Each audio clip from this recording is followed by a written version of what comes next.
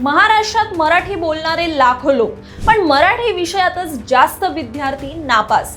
महाराष्ट्र बोर्डाचा 2026चा 10वीचा निकाल हा जाहीर झाला आणि राज्याचा एकूण निकाल हा 92% लागला असला तरी मराठी विषयाचा निकाल हा चिंतेत टाकणार आहे।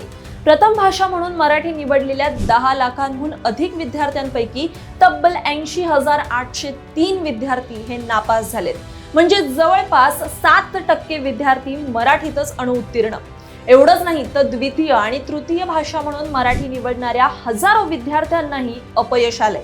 शिक्षण तज्ञांच्या मते विद्यार्थ्यांमध्ये वाचनाची सवय ही कमी होत चाललीये आणि शुद्ध लेखनातील चुका या वाढत चालल्यात। मोबाईल, सोशल मीडियामुळे मराठी लिहिणं आणि वाचणं कमी झाल्याचंही बोललं जाते। त्यामुळे आता मराठी शिकण्याची पद्धत ही बदलायला हवी अशी गरज आता व्यक्त केली जाते। काही तज्ञांनी तर मराठी विषय 12वी पर्यंत सक्तीचा करण्याची ही मागणी केली आहे। दरम्यान राज्यात कोकण विभागाने पुन्हा एकदा बाजी मारत 97%पेक्षा जास्त निकाल लावलाय, तर मुंबई विभागाच्या निकालात घसरण पाहायला मिळाली।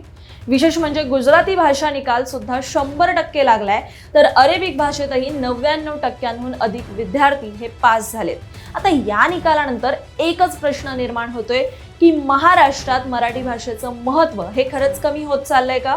तुम्हाला याबद्दल काय वाटतं? कमेंटमध्ये आम्हाला नक्की सांगा।